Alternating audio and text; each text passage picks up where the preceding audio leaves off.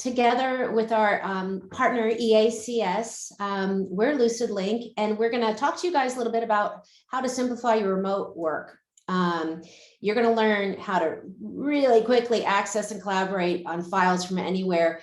And if you haven't seen it, this is going to be something brand new to you. And yes, it's real. So first off, I want to just introduce all our speakers that we have here. David Kayla is coming to us from the UK, and David's from LucidLink.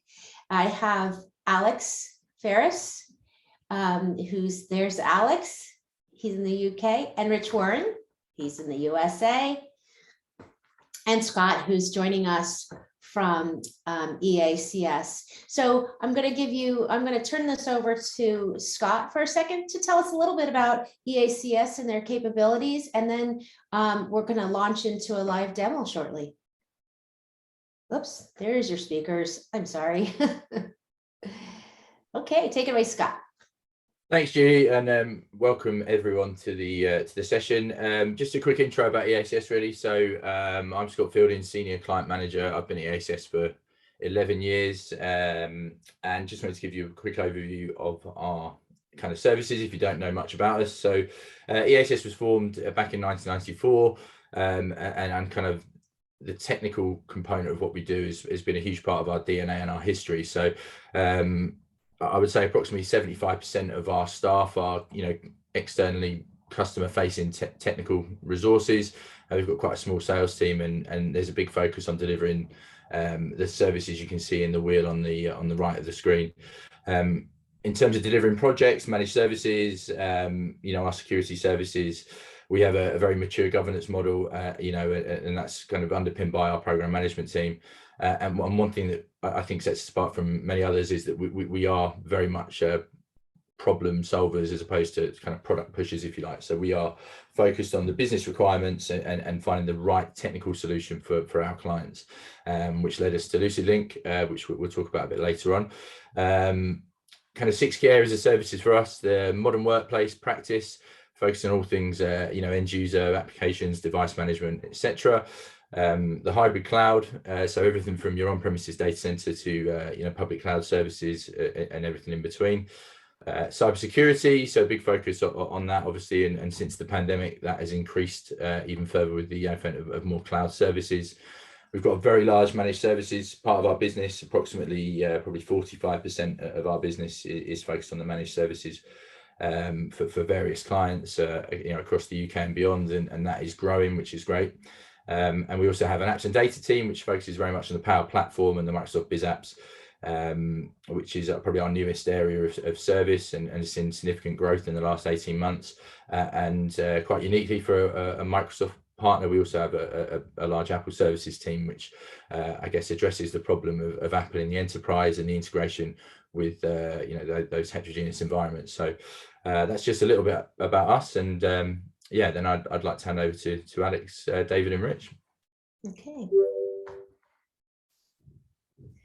So I just want to tell you a little bit about LucidLink before we launch into our demo. So LucidLink is cloud storage, and it's ideal for creatives. LucidLink is very easy to use. It's a cloud native file system that sits on top of object storage and can be used with any major operating system, Windows, Linux, or Mac OS. The thing about LucidLink, it's incredibly fast. So as many people, particularly during the pandemic, has been challenged with accessing their data remotely, LucidLink streams data in real time, and we utilize a single cloud centralized repository that enables the single source of truth to always remain in the cloud. What this means, what the speed comes from, is a number of things, but one of the key facts is that creatives no longer have to download and sync their data. So there's no downloading and syncing with LucidLink. And what does that mean? That means it saves you hours of time where you no longer have to wait for your data to download and sync. We're really fast. We're really flexible, and we work with any major NLE tool. You can use any of the Adobe applications, MAMs, DAMs, any of your favorite creative tools that you're used to working with. You can still seamlessly work with them on LucidLink. It's almost a solution that's invisible behind the scenes, bringing you the speed and the access and the ability to collaborate with anyone from anywhere. We're infinitely scalable, so you no longer have to be using your hard drives or using SneakerNet with LucidLink. We utilize cloud storage, and what that means to you is you have access to an enormous amount of storage. It never stops. You no longer have to be shipping drives all over the place with LucidLink. And we are globally accessible. So as you can see from the team of speakers that we have here, and you're going to see it very shortly in our demo, you can use LucidLink from anywhere. So from a creative perspective, if you're using freelancers, now you can use any freelancer anywhere in the world, because you're working on things almost like you're working on your local drive. And the accessibility is amazing to enable real-time collaboration while you're working on media projects in huge files, or it also is very applicable to the AEC, architectural engineering and construction industry, as the same thing holds true. They have really large files that they need to work on and share and collaborate. So LucidLink crosses all industries. And today we're going to show you some of our magic stuff within the media and entertainment industry. So with that, I'm going to turn it over to Alex Ferris. Thank you very much, Julie, and thank you, Scott, for the introduction there as well. So yeah, it's going to be up to Rich and I to show you the magic of LucidLink and how it's going to enable us to work collaboratively in different parts of the world. You can see this map here is kind of showing you the roles we're playing today. I'm wearing two hats. I'm going to be, well, actually three, to be honest. I'm the administrator of our LucidLink Filespace. I'm a graphics artist working in After Effects, and I'm also an editor working in Premiere. Key thing is I can't do any audio work at all. Fortunately, Rich is a bit of an audio guru there out in Pennsylvania. And what I'm going to do is instantly grant him access to our file space, which contains all of our project files, could be anywhere in the world. He can carry out his audio work and do mix downs for me from anywhere, publish them live into our shared storage area, which I will then use in the final edit in Premiere. So normally this is a very, very, very challenging environment. We're connected over the internet. We've got no dedicated networking, and we've got large files that we need to work with instantly. So LucidLink gives us that shared area that Julie was talking about to stream the data in and out as and when the applications need it. So what I'll do is I'll share my screen and I'll show you what it's like to administer the file space and to create users and give them access to the different parts of the storage. Then I'm going to put on a couple of different hats. We'll start with the graphics user. Then we're going to jump to Rich to do some audio work. Then I'll pull it all together, audio, graphics, and the video edits in Premiere. And we're going to be using 3 different client machines here as well, Windows and Mac. We support Linux, as Julie said. So if you want to stop sharing that, Julie, I will share my screen. I'm going to share my whole desktop here, and you should see a Windows desktop. I don't know which one you can see. I think, can you see this? If I pop up my LucidLink client there? Yes. Excellent. So I'm connected to a file space. Very small client-side application gives me secure encrypted access into that infinitely scalable object storage platform that's up there in the cloud. And I don't really have to worry about the storage or what it is as a user. I can jump in and very, very easily start managing that. Now I can see this one actually is in San Jose in California, so it's some 6,000 miles away from me. And there's 6 gigs in there. Again, we can scale up to the petabyte range. There is no limit really, but I have excellent connectivity, you can see, to that file space. Now I'm not going to show you accessing it as an end user at this point. We're going to come to that in a moment. First, I want to explain how we're providing access to the data to the different users. You'll notice I'm logged in as root here, and that means I have the ability to onboard people very, very quickly. I'll click my menu here and select Open Control Panel, and you'll see we jump into a UI that allows me to apply some settings for, configuring upload and download. We have very, very, very fast transfer capability, and up to, Julie mentioned, 1,000 parallel connections to that storage area. So this is why we're going to get such great performance working remotely from the data. The page I want to show, though, is the Users tab. Now, I can configure users specifically here, or I can actually link it through single sign-on through another authentication provider. Haven't done that today. Instead, we've got 3 users. We've got myself. This is different from the root user that I'm logged into on this machine. And you can see this Alex user only has access to the graphics, both read and write access to the graphics folder. We can also see Rich over there in Pennsylvania. He has access to the audio folder. So what does that actually mean? Well, if I look at my file space as a root user, I am going to see the entire contents of it. And like Julie said, it looks like a local drive, both to me as a user, the operating system, Windows in this case, and every application that needs to access that data. And we can jump in and kind of look at the data as and when we need to here. But it's important to know all of the data is in the cloud as a single source of truth. We haven't localized or made offline replicas of this data. So the root user can see everything. And we saw the Alex user can access this folder and Rich's user can access this folder. What we're going to do now is jump over to the different users, and I'll start with Alex as the graphics user and show how I'm creating some cool graphics to use in our project later on. And then we'll show Rich accessing the audio folder all the way over there in Pennsylvania. So actually it's interesting, I'm about 6,000 miles away from the data, about 3,000 miles away from Rich. Rich is about 3,000 miles away from the data himself. So we're really, truly dispersed here. So what I'm going to do actually is just quickly turn my virtual background off, and I'm going to show you behind me. I've got another machine here, and I'm going to connect into it though, so you can actually see it from this machine. But you'll see in the background, as I start working with the file space, you'll see the stuff happening there. So completely different machine, again, could be anywhere in the world. I happen to be logged into this machine, LucidLink, as Alex. And you remember the root user had given Alex access to only the graphics folder. So if I open it on this machine, you can see I'm not even aware of the audio, the video, or any of that other stuff, because this is all I need access to. And in fact, I'm working here on a Mac, and I've got my After Effects project loaded up here, and I'm applying some graphics effects to my composition.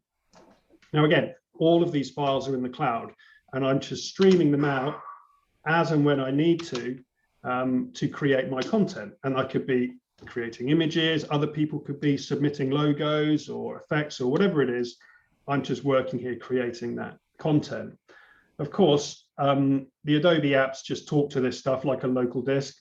After Effects doesn't know that the source content isn't locally accessible. When it requests the data, LucidLink is going to really effectively deliver those blocks that it needs through those concurrent connections to the object store. That's how we get around that challenge with large file sizes and high latency networks such as the internet. Anyway, I could do a render here. I'm not going to spend too long showing you After Effects, but you can see I've applied some effects on these logos, and I'm going to basically push this out as a flattened asset, ProRes file, alpha channel, whatever it might be, that later on, me as a different user with my editing hat on will be able to use in the final project. So there's me, right? Just to summarize, I've worn one hat as an administrator, providing access to different users for different tasks. I've then jumped onto another machine as a specific graphics user and built a composition from the content that's up there in the cloud. What we're going to do now is jump over to Rich in Pennsylvania, and he's going to show you how he can work with the data in the file space from where he is to actually create something live into the file space for me to use later on. So I'll put my virtual background back on, I'll stop sharing and hand over to Rich for the audition section. All right. So, as well, you can see here, I have Audition open, but let me point out here, I'm connected to the file space, lucidlink.magic, same file space, out in San Jose. And if I look in Finder, there's my file space, and that's all I have access to is what, I've just been given this audio folder. In the audio folder, you can see I have my audition project here, and then, all the tracks that comprise the project, and I have a folder here that I'm going to use for mix down, and this is where I'm going to put the mix in here that Alex will be able to utilize. So, and this is just standard like Audition stuff. When you're using like Audition or any DAW with LucidLink, I always say it's kind of uneventful because you just play it. It's as simple as that. We're just accessing the storage. The storage is just in the cloud. So picture, I got my MacBook Pro here. I got my hard drive in the cloud, which is my LucidLink Filespace, and the cable to my hard drive is my internet connection. Everything else is the same, as you can see. I go over to the mixer side. You know, everything else normal.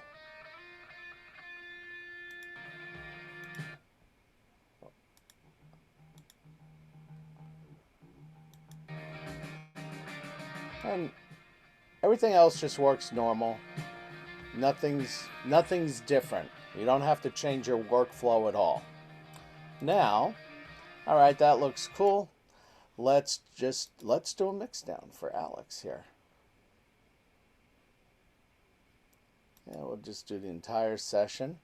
And Alex, I'm going to do this for you. I'm going to do let's call this Song for Alex. You're going to make me feel special. Thank you. I've never had a song written for me before, Rich. And I'm going to put it into the mixes folder here. And I'm going to save that. And you can see everything is 2496 here. So we're not just doing basic CD stuff. It's all 2496. Here we go. And we'll watch the progress here. This is pretty quick. You might say, how is this writing to the... you'll see this here. When this finishes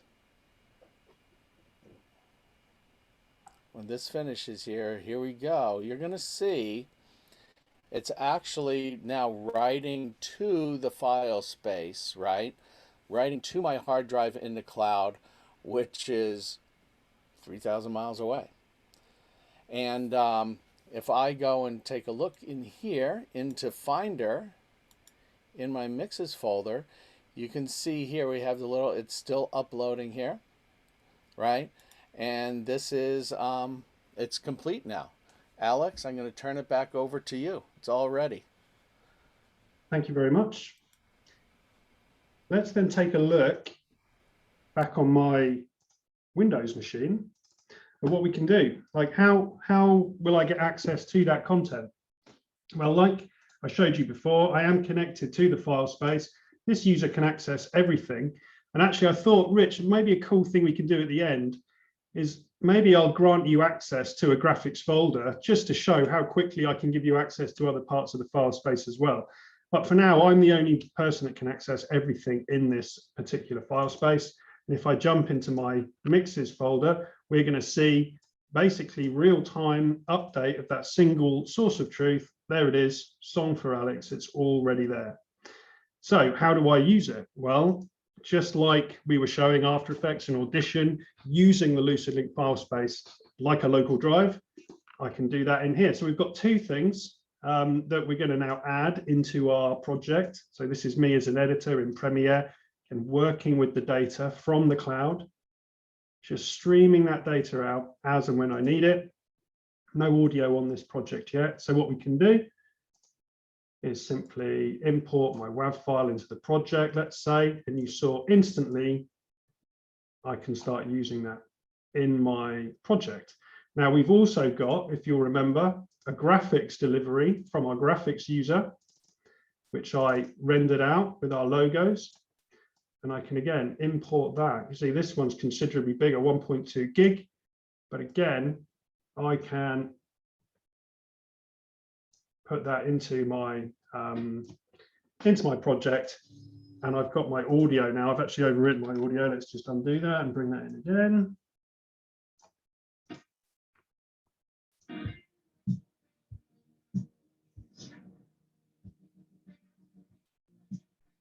So what we've done there is had two people, I mean, normally it wouldn't be me doing the graphics bit, submit assets into our shared file space. One of them's over a gig, the other one was a live mix down coming out of an audio session.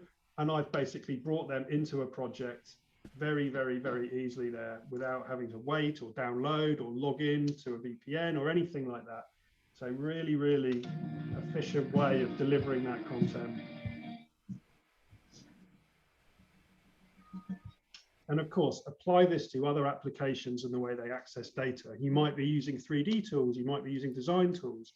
Scott's going to mention actually some other use cases using some of the apps in the Creative Cloud Suite, but it will work with any application and you will get the same streaming performance from it. Now, there's one other thing I want to show you, which is how easy it is to grant access to more data. And maybe, Rich, if you get ready to share your screen, I'm going to basically show how I would give you access to a graphics folder. And I just want to see that folder pop up as if by magic in your Finder window.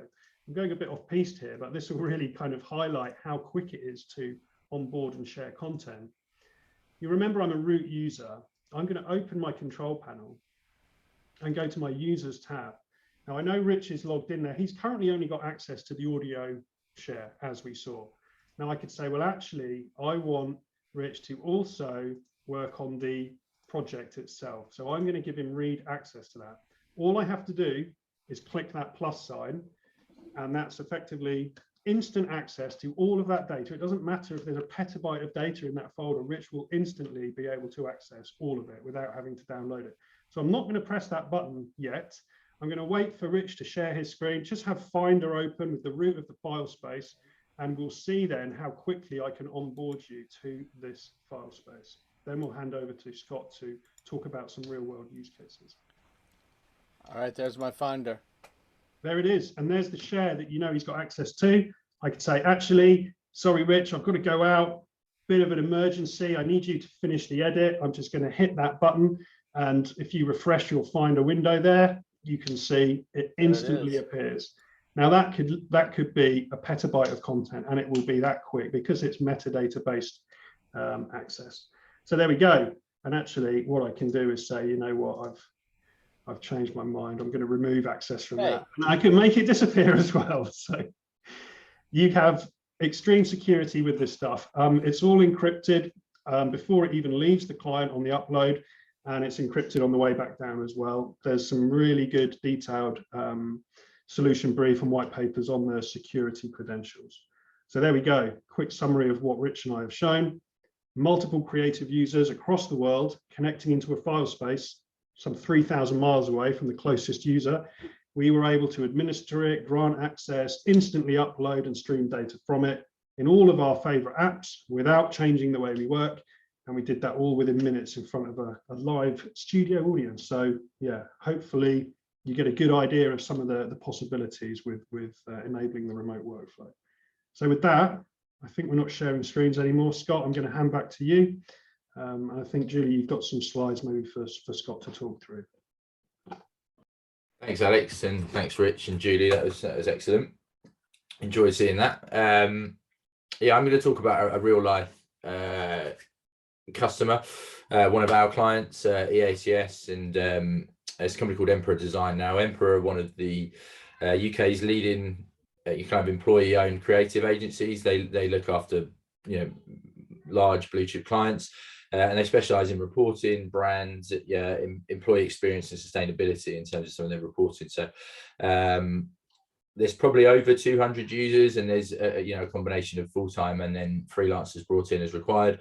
And I think as part of, as a result of the pandemic, Emperor needs to look at a new way of working. March last year, the government told us all to go home, and being very much an office-based company with offices all over the UK, but predominantly the main London office is one of the main hubs. The data center was there, all of the data was there, on the file servers and the storage arrays there, and they were looking to find a better way of working in the new normal, if you like, with the kind of permanent working from home and the move to remote working as a big change for the business. So spoke to us, we engaged in a transformation project with Emperor, and we really struggled to find a solution that would allow them to work collaboratively on files from various locations, on varying connection speeds as well, and across the Adobe Creative Cloud Suite and the various components of that they needed to to service their clients. So we came to LucidLink. We spoke to the guys and ran a proof of concept. The proof of concept went very, very well, and that eventually became the solution that we scaled out for them across their user base in the UK and further afield as well. There are users in different locations across the world, and it has fundamentally changed their business and the way they work. The designers, the project managers, the account managers can all collaborate on files and projects relating to their clients, and some of these files are significantly significant in size, and using something like SharePoint or a file server and a VPN wasn't the right way to do it. So this has given them a perfect solution to enable their business to continue to grow. And over the last 18 months, they've been very, very successful as well in growing their business and acquiring lots and lots of new clients too. And I think LucidLink had a huge part in that, in allowing them to continue to work from wherever they needed to be on whatever device. There's a combination of Macs and Windows devices, and in terms of seeing it, in real life, they're one of my clients, and the response from the users has been fantastic. The speed, the accessibility, and as you can see on the screen there's a quote from Noel O'Connor, who is the co-founder of Emperor, and one of our key contacts, and was a key stakeholder in this project. And you can see that they're very pleased with how the solution has delivered what they need over and above other things they tried. So there is a case study on our website. There is a case study on LucidLink's website as well, which gives you more information about this. And of course, we can send that to you after the presentation as well. And if there are any questions about that we can answer those. But I think it was good to give you an overview of a real life client that's using this and how it's positively impacted their business in light of some of the challenges they've had as a result of the pandemic and the lockdowns. So thank you very much. Yeah, with that, we've got some questions. Lauren's got a question here. Do you have it working with indexing CMS systems? So who wants to take that? Well, I can talk to some workflows where we sit behind a CMS system or media asset management systems, digital asset management systems.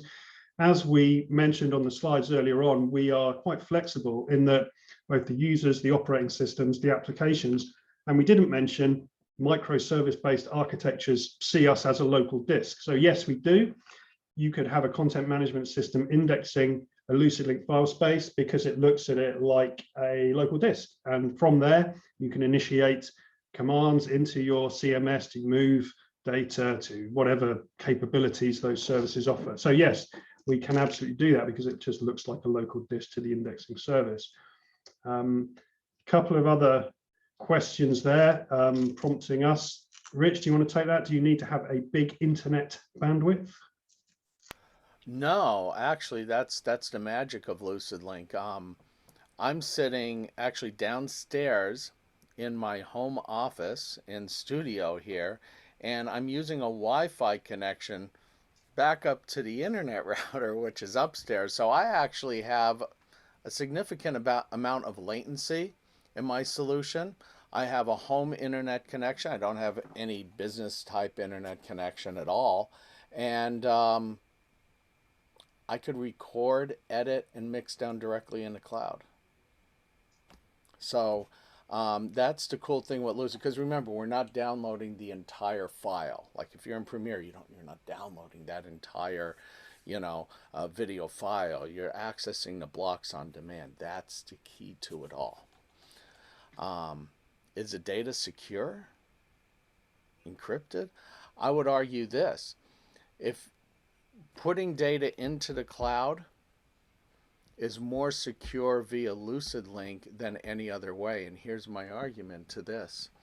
We use a zero-knowledge security model. The username password combination is what is used to decrypt the encryption key, which thus gives you access to all your data. The data, when you write to the file space through the LucidLink client, that data is encrypted from when it hits the cache on the disk to when it gets flushed to the disk, which is now up into the cloud. So what that means is cradle to grave. It's encrypted. No one at the storage provider nor LucidLink can ever have access to your data. That's as secure as you're going to get. SSO, Okta or Azure AD for user authentication to the file space. That's what is supported today. And okay, so difference between our solution and sync and share. Here's the thing. There's two types of sync and shares, I always say. So the way it always has been, right, what object storage is, one file equals one object. Part of the beauty, but part of the problem. Now, if that file is 20 bytes, okay, I download 20 bytes. Then I work on it. Then I got to re-upload it again. Then if someone else wants it, they got to what? They got to download it. And then they work on it. Then they re-upload it. And we got all these different versions going on. And we all have this uploading and downloading. Now let's picture this. What if that file is a 100 gigabyte MXF file? You kidding me, right? On my home internet connection, I'm going to download a 100 gig file before I could even use it. Really? No. So with a sync and share solution, take your Dropboxes, boxes, and all these things of the world, right? What they did was they made a piece of software that does this. Let's download the whole file so you can work on it. Now let's upload it, right? So it automatically uploads and downloads all this stuff for every user accessing all over the globe. It almost sounds crazy if we didn't get like somewhat used to doing that, right? Then we have other providers that sell you hardware that does what? Oh my goodness. Let's put hardware in, and this piece of hardware will do the syncing back and forth, and then we have the users reading and writing to this. Effectively, it's a storage appliance, but they don't call it a storage appliance. They call it an edge appliance or a gateway appliance, but effectively it's a storage appliance because everybody's reading and writing to the storage appliance that's doing the syncing and sharing to the cloud. Oh my goodness, why'd you put your data in the cloud in the first place? So what we do, it's very simple architecturally. Make the cloud storage your hard drive. The cable to the hard drive is your internet connection, and you still use your computer. That's the difference.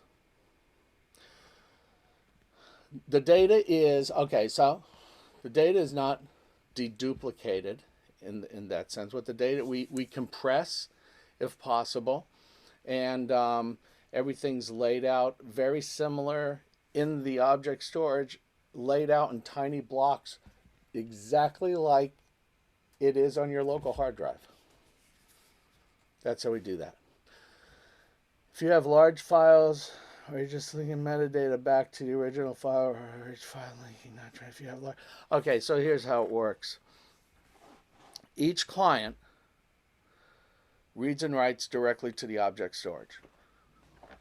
Each client, Windows, Linux, or Mac, accesses the LucidLink service. The LucidLink service updates the metadata to all the clients that are connected to the file space globally. It synchronizes the metadata, the information about the data. And this is all encrypted anyhow, too. Keep that in mind. But the metadata is just a very minute, tiny fraction of what the data actually is. But it synchronizes the metadata. So, how does this work? I don't care, I got my Linux machine, I got a Windows Surface, MacBook Pro, whatever, right? I got an application running. The application makes a call to the storage, right? So it actually makes a call to the OS, and then on the storage subsystem, which now remember, we're the storage, so it makes a call to the storage, says, I need this piece of data. Now we have the metadata, we know where this block is that we need, or these blocks. Is it in my local LucidLink cache, or do I have to go to the cloud to get it? Boom. Done. I never accessed the whole file. That's how we do it. Did I miss anything? Any questions? There was one there just about CAD files, and yeah, as we said, any data is supported. It could be a Word file in Microsoft Word, it could be a video file in Premiere or VLC. Doesn't matter. The same data segmentation streaming protocols apply. So yeah, it will work with any file, any app. And another question on bandwidth there, I think, from David. So my system runs 12 gigs per second. I can share the video via LucidLink to an editor. Absolutely. Just as we showed there, we will upload the content into the file space and you can share it using the authentication and authorization tools. Or the single sign-on, there was a question on with another user, assuming they have the LucidLink client to facilitate the decryption of the data. So yeah, good use case for that. You want to roll there, Rich, or didn't want to jump in there? You were loving it, which is good to see. Any other questions coming in then from the chat? What about other NLE tools? I know we were showing Adobe, but do we only work with Adobe tools? No, we have customers using the other NLEs, so Media Composer, DaVinci, FCP. Yeah, and the video is a great use case because, you know, you can really kind of associate the streaming kind of sequential delivery of the data when you're working with it. And only, you know, only bringing down the sections of the video that you watch, and a timeline is a really great way to visualize that. If you have 10 1-hour-long source files in your project, but you've made up 5-minute segments of each for a sequence, you only need to egress the 5-minute segments of each file. So the NLE is a great use case and we support all of them. And another avid question there, Nexus storage. So we don't sit in front of Nexus storage, but we can replace a Nexus storage if you want to enable remote Avid collaboration projects using bin locking through some of our partner services as well. We have people working in Avid Media Composer using LucidLink as an emulated Nexus in the cloud. And again, streaming those videos, whether it's a proxy workflow in Avid or the high resolution content, same principle applies, which offers a lot more flexibility than an on-premise Nexus device in this Avid use case.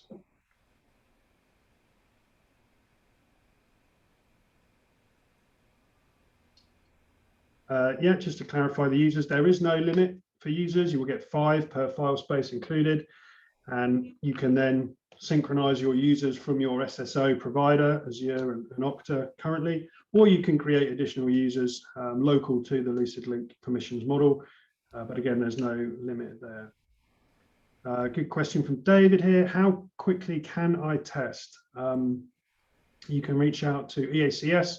They can spin you up a proof of concept file system. If you're talking a camera to cloud workflow like this, live system recording 12 gigs per second, you are going to have to provide the upload link for that. We can go into more detail on that. And there was actually a good camera to cloud workflow with one of our American partners earlier in the month. But yeah, there's a connection required from the on-prem resource streaming up at the data rate of the video that you're encoding. So bear that in mind.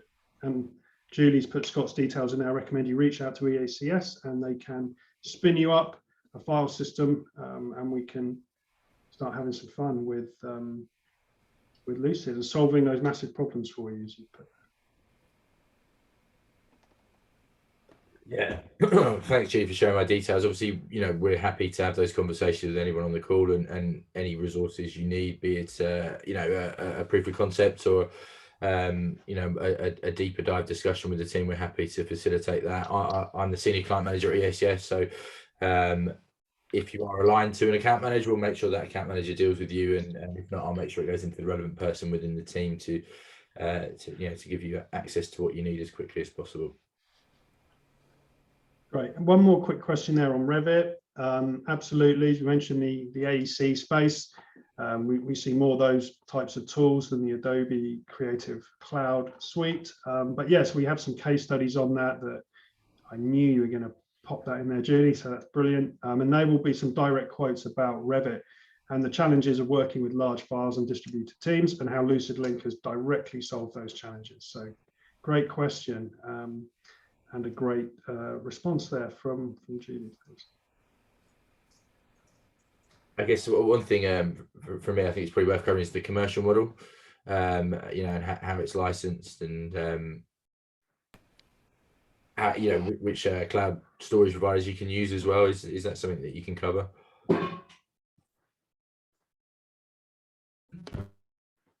Yeah, so the from a subscription basis, LucidLink is SaaS software. There's no, as Rich said, infrastructure requirements for volumes or gateways or any of those other, which are effectively upload, download, sync and share workflows. It is a per terabyte charge of content, and there's different levels depending on what sort of use case you're looking at. Active archive, high throughput production workflows, which certainly for camera to cloud would fall into that category. Per terabyte charge and a user charge as well, with various timely incentives to sign up as well. So all the pricing's on the site, you can find that. Thanks, Alex.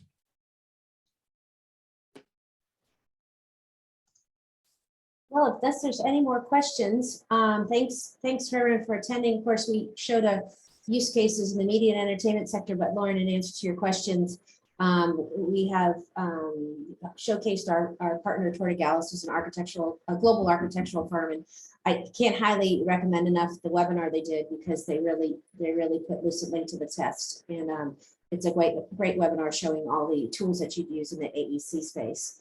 So I want to thank everyone again for attending. It was a pleasure to have Scott on the call, Alex, Rich, and David. Please, again, feel free to reach out to Eric. To Scott, and it's scott.fielding at eacs.com. And if you have any other questions, just please feel free to contact us. Thanks for taking this time with us today. We appreciate it. Thanks, everyone. Thanks, everyone. Bye-bye.